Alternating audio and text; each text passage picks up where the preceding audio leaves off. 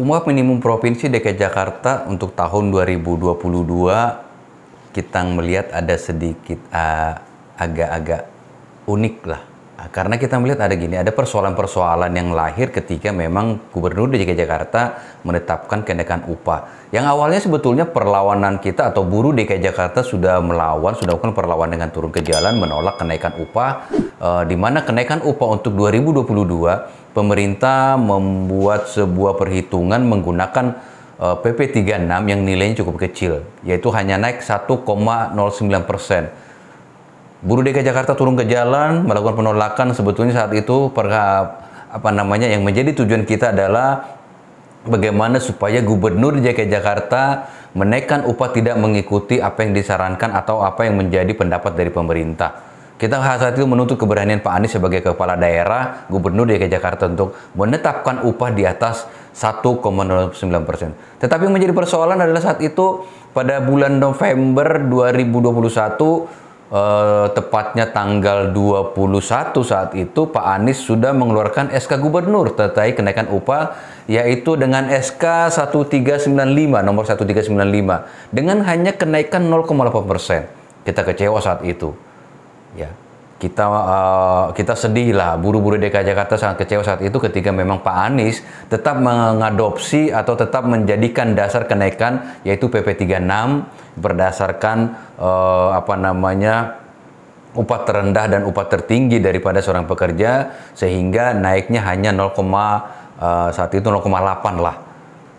Bahwa kita tahu bahwa putusan Mahkamah Konstitusi terkait gugatan buruh atau organisasi-organisasi serikat buruh dan elemen terkait gugatan buruh ke Mahkamah Konstitusi untuk Undang-Undang Cipta Kerja, Undang-Undang 11 tahun 2020 diputuskan dengan kalau kita lihat kan putusannya saat itu adalah inkonstitusional bersyarat, atau kalau kita melihat itu adalah putusan yang cacat formal sebetulnya, bahwa kita tahu pembuatan Undang-Undang 11 tahun 2020 dinyatakan di sana tidak sesuai dengan Undang-Undang 1945. Pergolakan terjadi lagi saat itu, sehingga yang pada akhirnya Gubernur DKI Jakarta kembali mengeluarkan sebuah SK Gubernur terkait kenaikan upah dengan putusan dengan SK 1517. Kenaikannya cukup besar, 5,1%. Ya tentu kita buruh DKI Jakarta saat bahagia, ya kita euforia mendengar bahwa Gubernur DKI Jakarta akan melakukan revisi untuk SK Gubernur 1395 kenaikan 0,8. Ya, tetapi yang menjadi persoalan adalah kenaikan ini di satu sisi, di satu pihak menyenangkan buruh, tetapi di pihak lain atau pengusaha justru terjadi perlawanan atau penolakan. Ya, kenaikan besar ini ya dianggap juga oleh pengusaha tidak sesuai karena sebelumnya Gubernur sudah menaikkan upah dengan 0,8, lalu tiba-tiba kemudian merevisi menjadi kenaikan 5,1. Perlawanan terjadi terutama dari Asosiasi Pengusaha Indonesia atau APindo. Penolakan terjadi dari pengusaha dari APindo, sehingga pada akhirnya APindo menyatakan sikap akan menggugat SK ini ke PT UN. Ya, kami pernah berkomunikasi dengan salah satu pengurus APindo DKI Jakarta, Pak Haji Nurjaman, Ketua Bidang Pengupahan dari APindo, bahwa beliau menyatakan dengan tegas akan melakukan gugatan untuk SK Gubernur 1517 ini. Ya, pada akhirnya kenaikan upah ini tidak juga membuat buruh tenang, ya karena kita khawatir juga, kita kepikiran juga, artinya kita berpikir bahwa ya seharusnya kenaikan upah ini juga harus diikuti dengan kondusivitas di bidang kondusivitas di lapangan lah, katakan gitu, bahwa harapan kita adalah ketika pemerintah atau dalam hal ini Gubernur menaikkan upah, ya pengusaha mengikuti. Tetapi yang terjadi adalah perlawanan dari APindo, yang dalam hal ini adalah Asosiasi Pengusaha Indonesia, yaitu khususnya APindo DKI Jakarta. Dan kita tahu saat ini APindo sudah melakukan gugatan itu. Tetapi yang menarik adalah Kamar Dagang dan Industri Indonesia justru bersikap lain dengan APindo. Bahwa Kamar Dagang dan Industri Indonesia secara sederhana mengatakan begini, ya nggak usahlah digugat. Ya nggak usahlah bersih tegang lagi, untuk apa lagi, ya kan? Ya kita jalankan saja itu yang kita tanggap dari apa yang dinyatakan oleh Kadin. Ya, ada apa kan gitu kan? Kenapa harus berbeda pendapat Kadin dan Apindo ini? Ya, ketika buruh sudah senang, sudah menerima, katakan ya sudah pasti menerima, tetapi Apindo menolak. Tapi yang baiknya lagi kita lihat saat ini adalah Kadin justru bersikap berbeda dengan Apindo. Bahwa Kadin menyatakan ya tidak perlu menggugat. Tidak perlu kita harus tegang-tegangan lagi antara pengusaha dan buruh. Itu kesan yang disampaikan oleh Kadin. Ya tentu kita bersyukur dan menyambut baik dengan apa yang disampaikan oleh Kadin. Nah dalam baru-baru ini juga Kadin melakukan konferensi pers yang juga dihadiri oleh perwakilan Serikat Buruh di DKI Jakarta. Salah satunya adalah dari KSBSI, karena KSBSI memiliki perwakilan di Dewan Pengupahan DKI Jakarta. Dalam pernyataan itu jelas Ketua Kadin DKI Jakarta, Ibu Hajah Diana Dewi, jelas menyatakan di sana sikap bahwa Kadin tidak akan melakukan gugatan. Berikut cuplikan dari konferensi pers yang disampaikan oleh Hajah Ibu Diana Dewi. Pertemuan hari ini kami membuktikan bahwa antara pekerja dan pengusaha sebenarnya yang paling penting adalah dialog.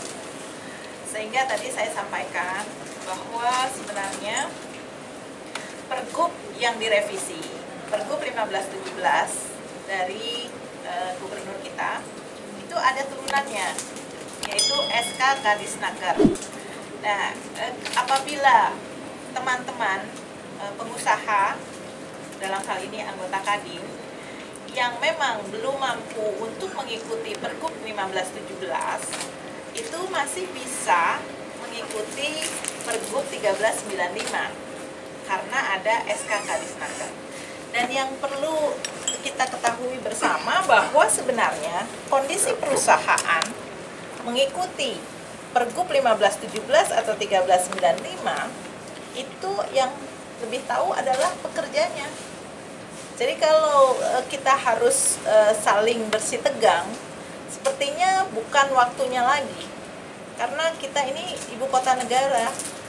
DKI Jakarta menjadi sorotan, tidak menjadi tolak ukur, menjadi barometer. Tidak harus lagi berbicara masalah UMP sebenarnya, tetapi bagaimana ke depan membuat kondusivitas berusaha yang lebih penting. Jadi ini kan setelah selesai pandemi, kemudian kita harus mulai bangkit lagi, ya harusnya kita berbicara ke depan. Nah, kalau teman-teman mungkin merasa bahwa belum mampu karena kemarin terdampak pandemi COVID-19, ya perlu tentunya didiskusikan oleh pengusahanya atau bipartit ya, antara pengusaha dengan pekerjanya. Itu saya rasa seperti itu. Dan kenapa kalau kami Kadin itu mungkin ada beberapa media juga, kemarin saya 2 hari yang lalu masih baca bahwa Kadin akan mempetunkan ke pengadilan. Bukan seperti itu, tapi Kadin mengambil satu sikap bahwa kita tahu bahwa Pergub 1517 masih ada turunannya, yaitu SK Kadisnaker.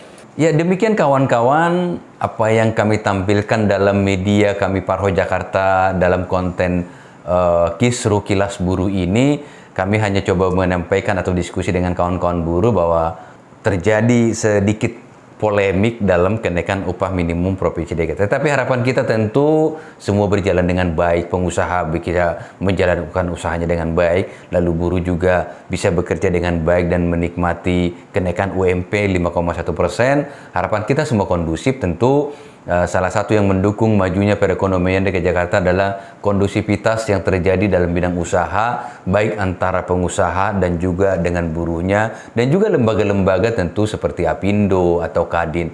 Ya tetapi ketika Kadin melakukan gugatan, tentu satu hal yang harus kita hormati juga, karena secara konstitusi inilah mereka. Ya kita coba akan lihat, kita akan tunggu seperti apa perkembangannya nanti. Ya mudah-mudahan semua berjalan dengan baik demi meningkatnya ekonomi DKI Jakarta dan sejahteranya buruh DKI Jakarta. Itu yang kami sampaikan. Terima kasih. Tonton terus konten-konten kami dalam media kami Parho Jakarta. Terima kasih.